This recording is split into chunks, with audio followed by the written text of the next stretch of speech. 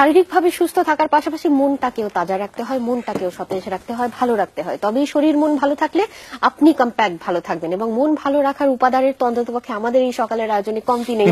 যেরকম একটি জেলা সিরাজগঞ্জ, সবসময় আমরা বলি যে ভীষণ উদ্যমী, ভীষণ উদ্যোগী, আয়োজনে পরিপূর্ণ একটি জেলা।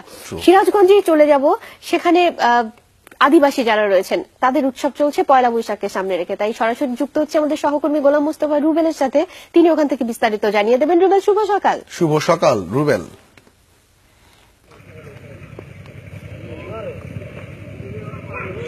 শুভ সকাল টিনা এবং আজমির, সেই সাথে সকালের বাংলাদেশের সকল দর্শকদের। আসলে আজকে আপনাদের দেখাবো সিরাজগঞ্জে যে আদিবাসীরা রয়েছে, ক্ষুদ্র নৃগোষ্ঠী যারা রয়েছে, তাদেরও বেশ কিছু উৎসব থাকে। সেই উৎসবগুলো কিন্তু আজকে আপনাদের দেখানোর জন্য নিয়ে এসেছি সিরাজগঞ্জের তারাস উপজেলাতে।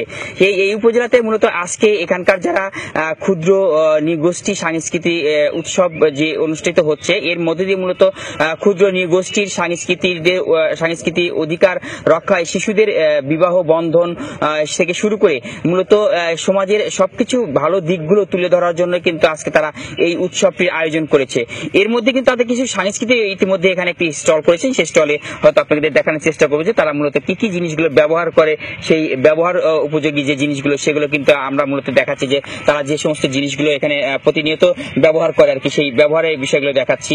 এবং সেই সাথে একদল কিশোরী কিন্তু তাদের সেই যে সাংস্কৃতিক যে নৃত্যটি, অর্থাৎ তাদের যে নৃত্য, সেটি কিন্তু তারা এখানে মূলত পেশ করছেন। এবং সেটা দেখতে পাচ্ছেন যে তারা একদম ঠিক নিপুণ ভাবে তাদের সেই সাংস্কৃতিক যে নৃত্যটি, যেটি দিয়ে মূলত স্বাগত জানায়, যা অনুষ্ঠান শুরুতে যারা স্বাগত জানায় দর্শকদেরকে, সেটি কিন্তু তারা এখানে দেখাচ্ছে। এবং এই অনুষ্ঠানটি কিন্তু সারা দিন ব্যাপী তাদের চলবে এবং দেখতে কিন্তু অনেকটাই সুন্দর লাগছে।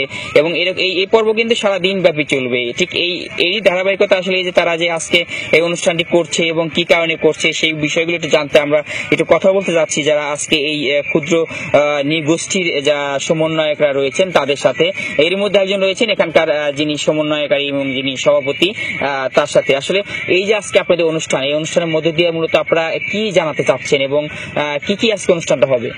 আসলে আমরা তো এই তারাস উপজেলায় আমাদের এই আদিবাসী জনগোষ্ঠীটা খুব পিছিয়ে পড়া জনগোষ্ঠী। আমরা চাই যে এই অনুষ্ঠানের মাধ্যমে আমাদের সংস্কৃতির কার্যকলাপগুলা একটু চর্চা হোক এবং আমরা যাতে এই কার্যকলাপগুলো ধরে রাখতে পারি। আর আমরা এই অনুষ্ঠানে আমাদের এই সারাদিন ব্যাপী আজকে আমাদের আদিবাসীদের যা যা কার্যকলাপ সেইগুলো আমরা তুলে ধরবো এই অনুষ্ঠানের মাধ্যমে। ধন্যবাদ আপনাকে। আমি তো একটু কথা বলতে চাচ্ছি যিনি আজকের এই অনুষ্ঠানে যিনি সমন্বয়কারী, অর্থাৎ কাজী সোহেল রানা, তার সাথে আসলে এই যে ক্ষুদ্র নৃগোষ্ঠী যারা রয়েছেন তাদের তো মূলত এই শিশু বিবাহটাই সবচেয়ে বেশি হয়ে থাকে বলে আপনারা জানিয়েছেন।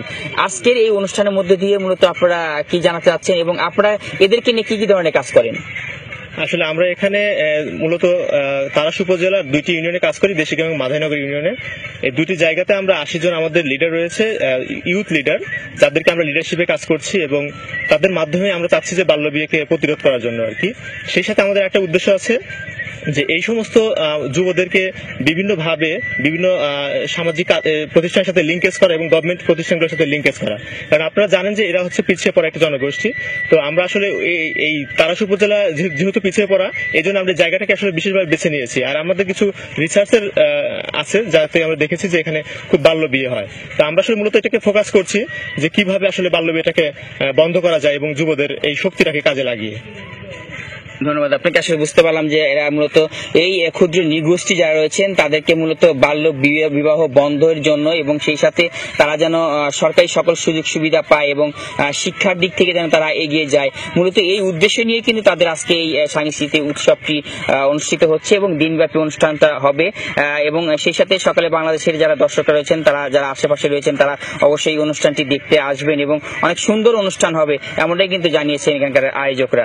টিনা, রুবেল, ধন্যবাদ এখান থেকে চমৎকার এই আয়োজনের খবর দর্শকদের কাছে পৌঁছানোর জন্য। কারণ এরকম আয়োজন তো সিরাজগঞ্জে হচ্ছে, যেহেতু আমরা জানি যে সিরাজগঞ্জে আদিবাসীদের খুব বেশি পার্সেন্টেজ নেই, তারপরেও এত চমৎকার আয়োজন তারা করেছেন এবং সেটা আপনি জানিয়েছেন। আর যেহেতু পয়লা বৈশাখ একেবারেই সামনে, আজকে তারা এই আয়োজন করলেন, নিশ্চয়ই পয়লা বৈশাখকে সামনে রেখে এই আয়োজন তারা চালিয়ে যাবেন।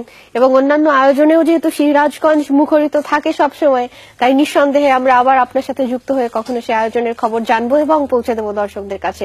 আজকে সকালে যুক্ত হওয়ার জন্য ধন্যবাদ রুবেল। এবং যারা এই চমৎকার আয়োজন করেছেন তাদেরকে ধন্যবাদ জানাতে চাই। বিভিন্ন সংস্থা এরকম সমাজের কল্যাণের লক্ষ্যে নানা রকমের এ ধরনের আয়োজন করেন, এতে করে সমাজ উপকৃত হয়, একই সাথে সচেতনতা গড়ে ওঠে।